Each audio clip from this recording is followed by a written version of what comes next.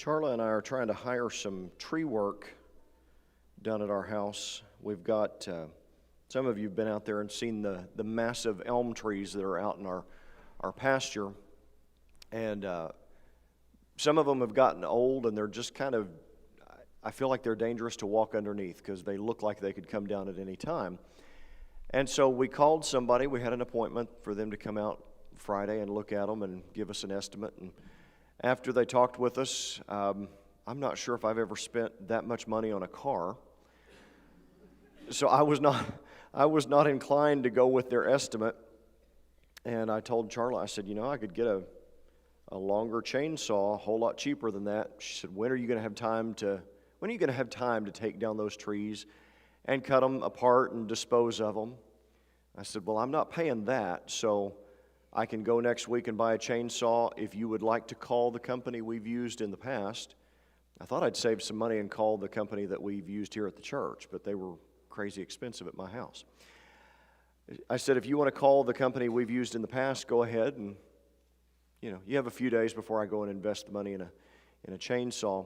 So we're going to try to have them come out and do the work because those elm trees the wood is hard. The trees are about this big around. They're about 3 stories tall. And some of the guys from here at church and me managed to cut one down, and then it took me 2 years. I still couldn't make a dent in trying to disassemble it once it was on the ground. But these guys had it carted off, and took another one down. They had it carted off by lunchtime, the day they started.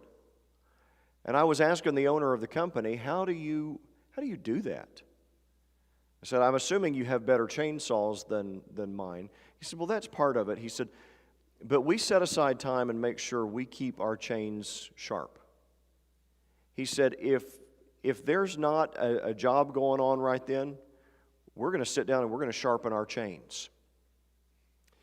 If it's raining outside and we can't go out and cut trees and do whatever, he said, we sit down and sharpen our chains. And see, that was part of my problem. When I started all of that, I was new to living on land more than a little postage stamp size in town. And so I didn't know that you had to sharpen your chain. I thought it was a chainsaw. It's sharp. I mean, if I put it up to my leg, it's going to cut, right? So I just assumed it was sharp.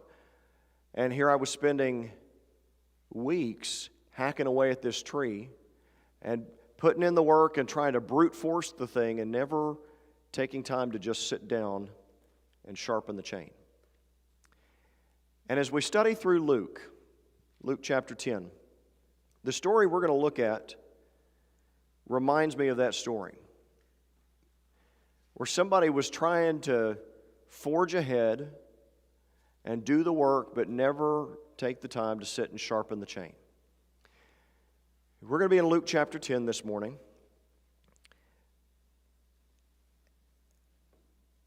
And I'm going to share some things with you this morning that feel crazy for me to say. The reason I say they feel crazy for me to say is I have never been in a church where there were enough volunteers and enough workers. Rodney, have you ever pastored a church where there were enough volunteers and workers? Okay. And we have more people volunteering here than I've ever seen at any church. We have more workers. We have more stuff going on.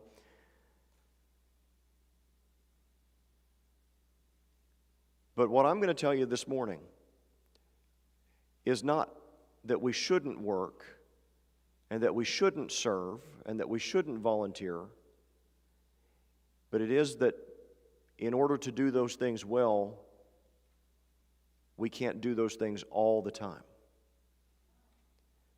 That's why I've given you the title this morning, before you serve, sit. I thought about it this morning. I could have called it, don't just do something, stand there. Most of you will be familiar with this story, but if you're not, you'll see what I'm talking about here in just a moment. Luke chapter 10. Hopefully you've turned there with me. If you haven't, go ahead and turn there with me now. We're picking up where we left off with the Good Samaritan last week, and we go starting in verse 38 to the next story as they're traveling along. And once you find it, if you'll stand with me as we read together from God's Word. And if you don't have a Bible or can't find Luke chapter 10, that's all right. It'll be on the screen for you as well. Short story here that Luke tells. Starting in verse 38, it says, "Now as they were traveling along, he entered a village, and a woman named Martha welcomed him into her home. She had a sister called Mary who was seated at the Lord's feet, listening to his word. But Martha was distracted with all her preparations, and she came up to him and said, 'Lord, do you not care that my sister has left me to do all the serving alone? Then tell her to help me.' But the Lord answered and said to her, 'Martha, Martha, you are worried and bothered about so many things. But only one thing is necessary, for Mary has chosen the good part, which shall not be taken away from her.'" And you may be seated.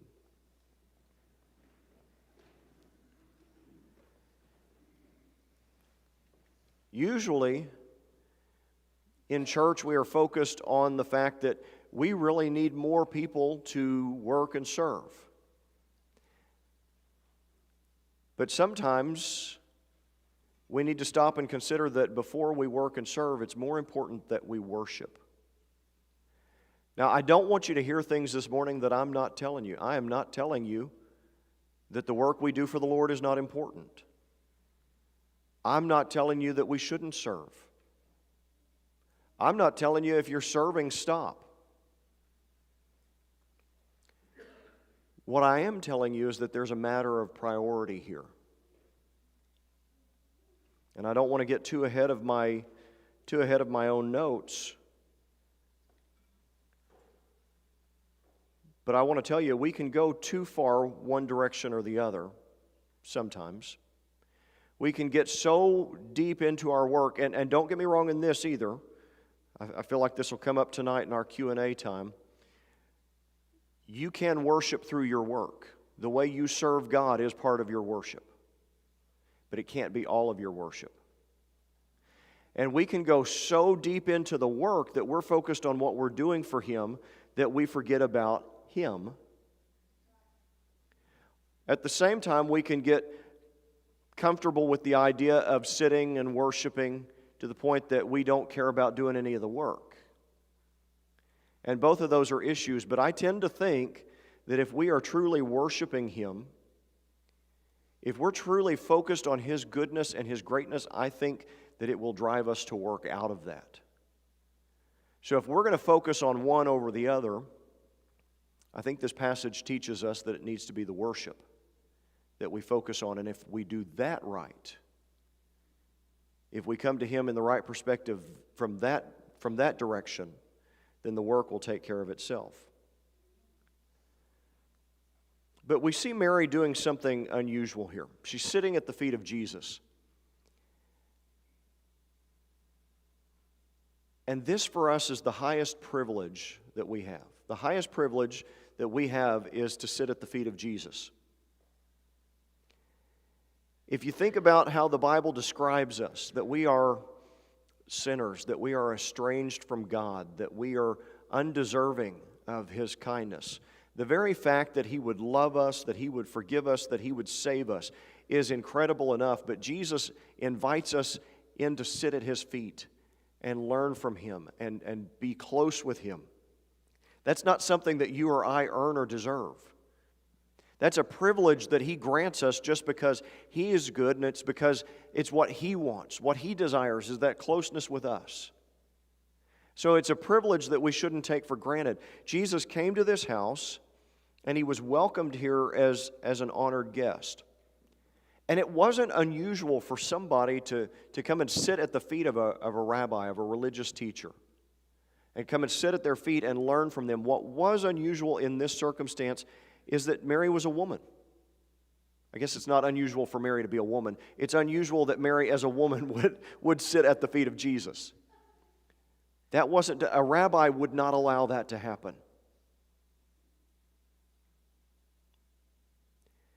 Because they were looked at as inferior.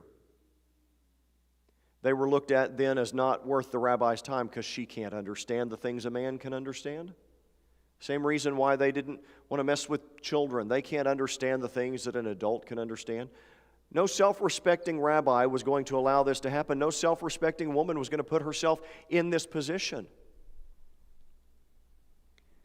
But Jesus was different, and Jesus' love for his people, for those who followed him, was so great that he did what no other rabbi would do.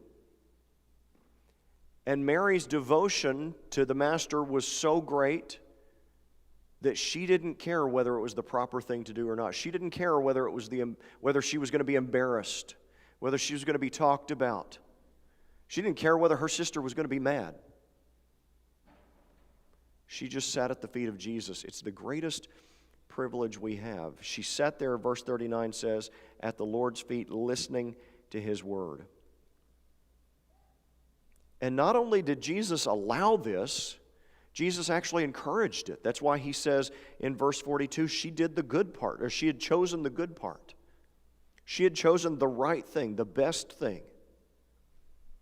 I do want us to understand through the course of this message, as we look at this story, both the work and the worship are good. There's nothing wrong with either one. But the worship is better. And the worship will drive the work. But he said she had chosen the good part. By sitting at Jesus' feet, she was showing her devotion to her master, to her teacher. She was putting herself in a place of subjection to him. And that word sounds so harsh the way we talk. She's saying, he's above me. I'm beneath him. I have so much to learn from him. My job is to follow him. She wasn't approaching him as an equal. And you and I don't approach him as equals either. But we have this incredible privilege of even being able to sit at his feet and to spend time with him and to learn from him and to be changed by him. Now, you and I don't have the opportunity to sit at his feet physically the way she did. Wouldn't that be an amazing thing? That would be an incredible experience, but I feel like in that moment I would probably be Martha, jumping up, making sure everything's just right. Did we remember to start lunch? Did we tell people he's here? Did I adjust the thermostat? Is he comfortable? We would start to think about all the things that we have to do. We don't have the opportunity to sit at his feet physically the way she did. So what does this mean for us? How does this apply to us? By sitting there, she was showing her devotion to Jesus, and she was learning from him. And you and I have the opportunity to do that as well. We can't sit at his feet physically at the moment, but the way we can sit at his feet metaphorically is to show our devotion to him through worship and prayer and by learning his word. That's what she was doing. She was communing with him, and that the way we commune with him is worship and prayer, and she was learning his word. And this is a reminder to us that we need to take time, not just take time, we need to make time to sit at his feet. We need to make time to slow down and spend time with him, not just worrying about what we're going to do, not even worried about what we're going to do for him, but to spend time just abiding in his presence. That can be a hard thing to do. I'm not sure there has ever been a time in history when we were busier, which is crazy when you think about it. If you compare the life that we live to the lives that people lived 300 years ago, and you see all of the things they had to do just to survive that we don't have to do because of technology, because of supply chains, the world is, not in a moral sense, but the world in a material sense is a much better place than it's ever been. We have far more leisure time compared to our ancestors. Far more leisure time than any generation's ever had, and we just fill it up with stuff that may or may not matter. And then sometimes we throw things on top of that that we're doing for the Lord that He didn't ask us to do.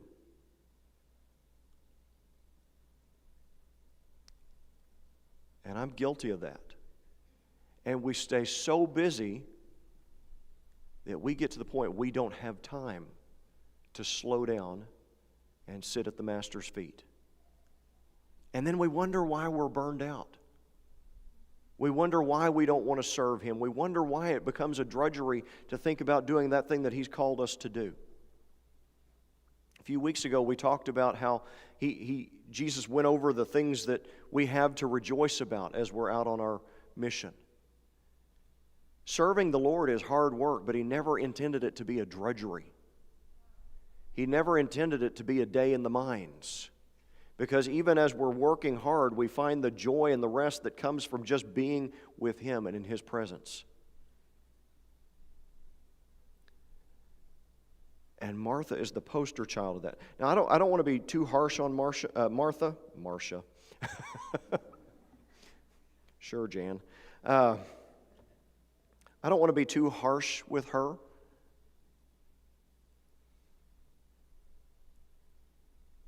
Because I don't want to be confronted in heaven about throwing shade at her.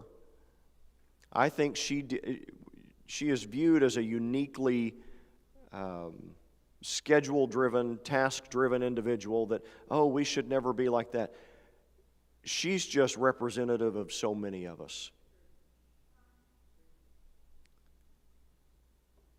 She was not uniquely uncaring. She was doing what so many of us do on a daily basis. But do you ever get burned out just on the stuff you're supposed to do? The day-to-day tasks of life and the stuff that God's called you to do in ministry? It happens for me.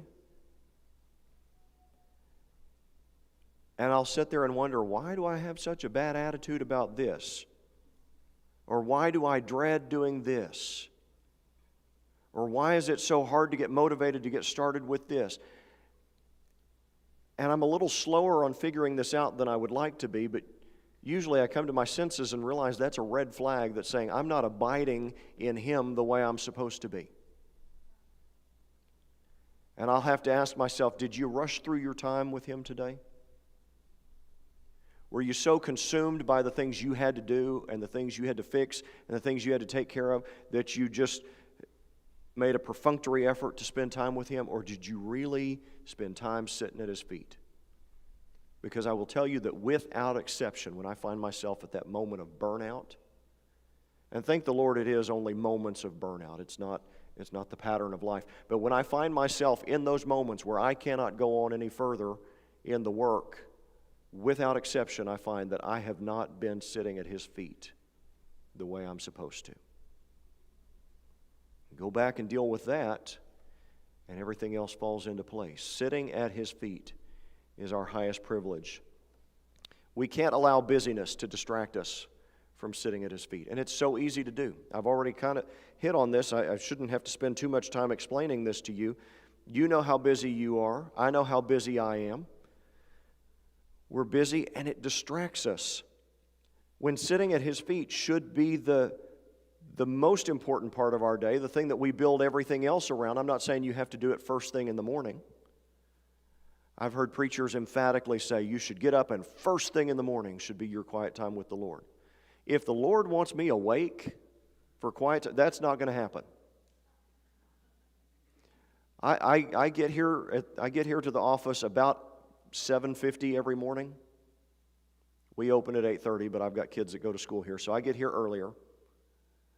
And I may get started working, but about 9 o'clock I'm fully alert. Okay? It's much better for me to take some time right before lunch or right after lunch. Not so late after lunch that, you're slipping into a coma again. But it ought to be the priority of our day to spend some time sitting at His feet. Not, I'll fit it in when I've got time, because we will chase that time all throughout the day and it won't happen. But that ought to be the thing we build our day around. That ought to be the thing we build our life around.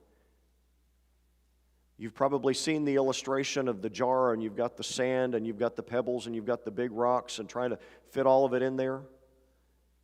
And if you try to put the sand in first, everything doesn't fit. The big rock, spoiler alert, if you're ever called on to do this, the big rock goes at the bottom. Then you fill it in with the pebbles, and then you fill the sand in around that. Sitting at Jesus' feet needs to be the big rock that is the focus of our lives every day. And then we fill in the other stuff around it. It's so easy to get distracted.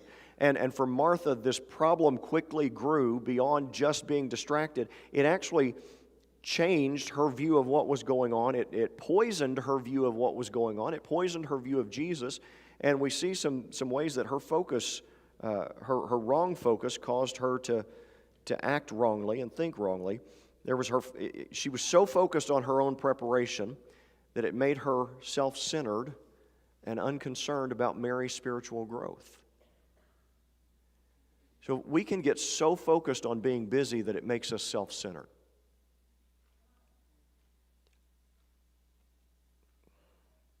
And that is such a convicting statement for me. Because I have to have the reminder, I have to have the talk with the Lord all the time, that a lot of times the things that we consider interruptions in ministry are the actual ministry.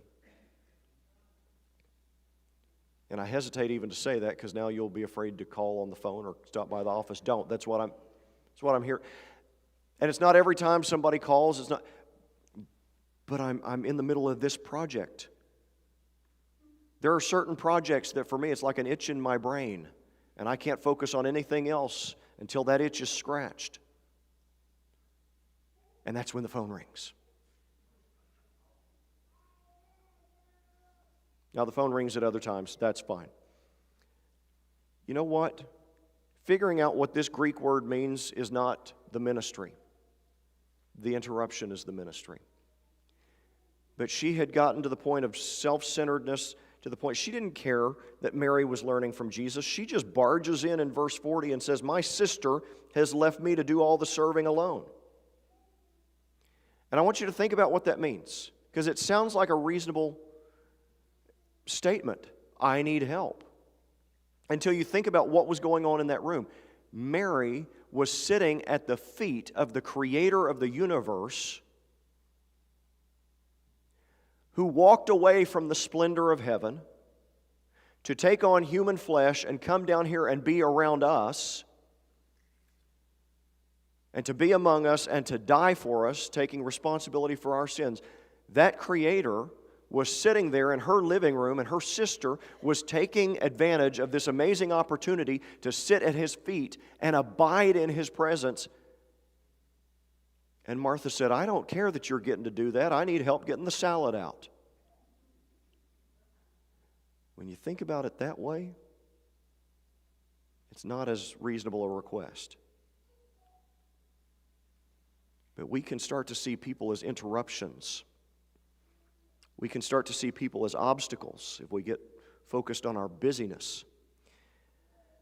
Her focus on her busyness made her bitter, made her convinced that Jesus didn't care.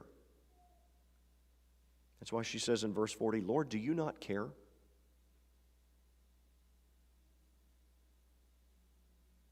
I'm going to give you one of the answers on the test. Does Jesus care? Yes. The answer is always yes. Every time He was asked by somebody in the Gospels, "Do you not care?" the answer is yes, He cares. He's aware of what's going on here, and He cares more than you do. It's just His priorities are in the right order. But sometimes we can get so focused on our busyness that something happens and something comes along and something doesn't work or somebody gets in the way, and we get mad at them, we get mad at the Lord. Well, why'd you put me here to do this anyway? If you're not going to let me finish it, or if it's not going to work, we get mad because we're focused on the task instead of being with Him. And then her focus on her own busyness made her arrogant,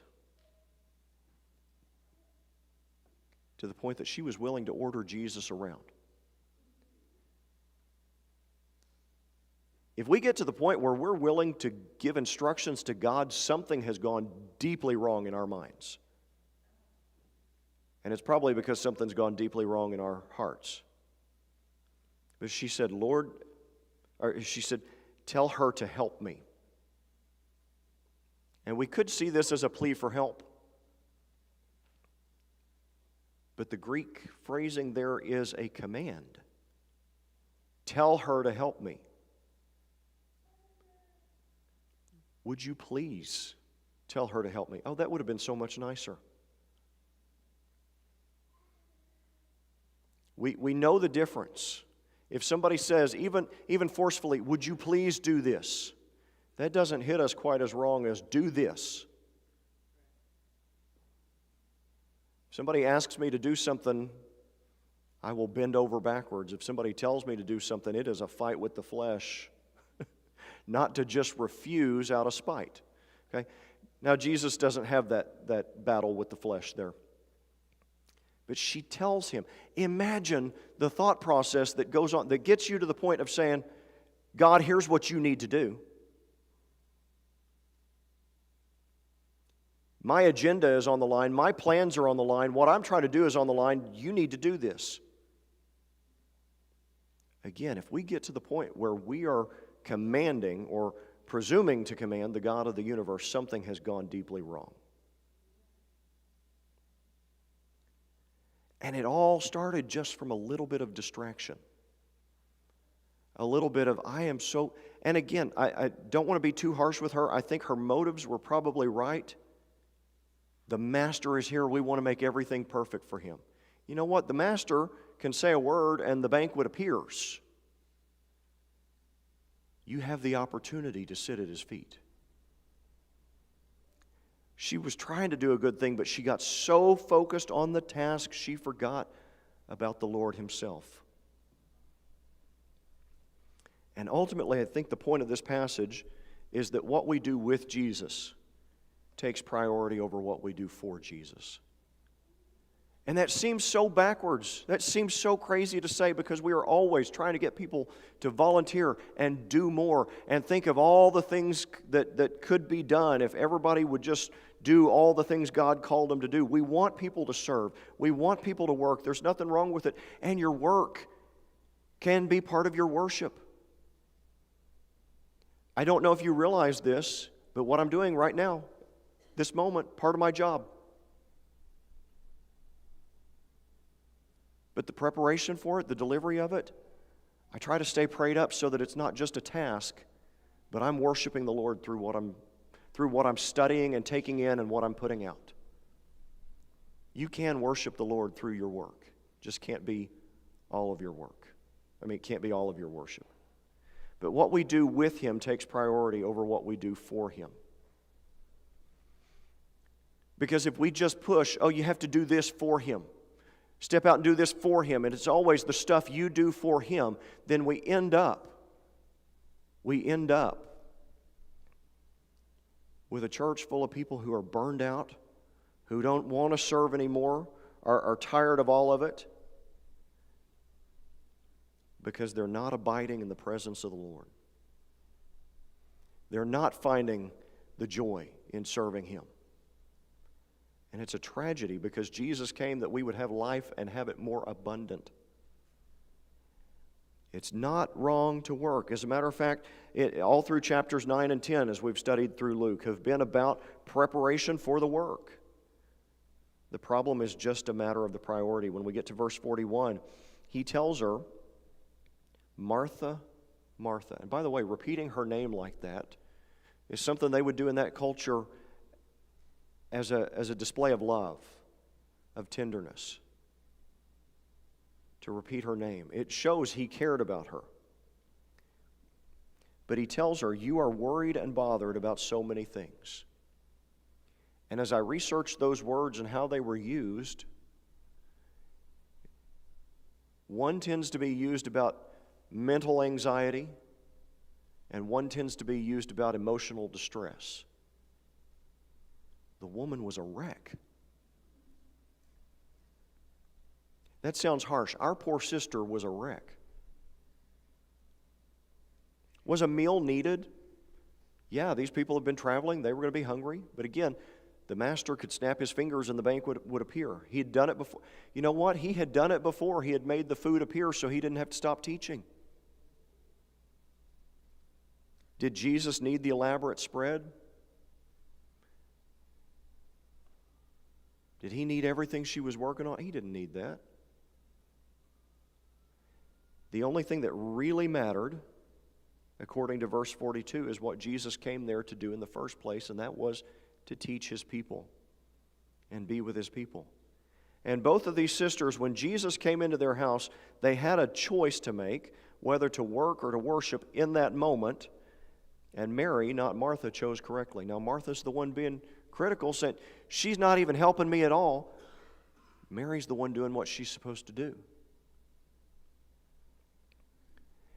And this convicts me, because it's hard for me to sit still. Now, you may see me sitting still sometimes. I guarantee my mind is still working on 3 different projects. And I'm a perfectionist about some things. Now, you look at my truck, you will not see there goes a perfectionist. You look at my office, you will not see there goes a perfectionist. But there's a reason why I asked Marilyn to take over the bulletin. Because something we're putting out in print, I will spend 11 hours working on that to make sure it is exactly, everything's laid out exactly right. There are no typos. Now, when I fill in, I may forget what date it is. And that ate at me for days. But there are things I'm a perfectionist about that don't matter that much.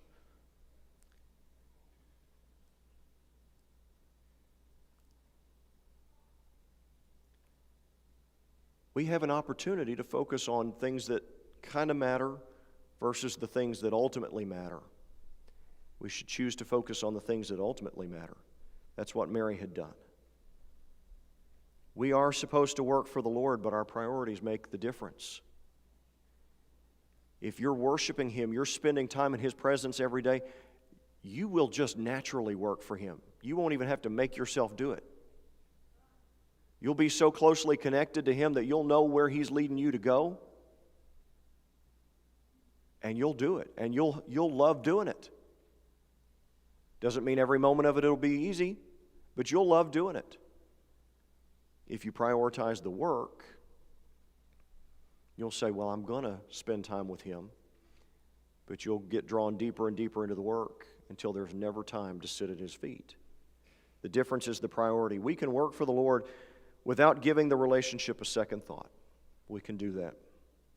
But if we're focused on our relationship and worshiping Him with everything we have, then naturally the work will result.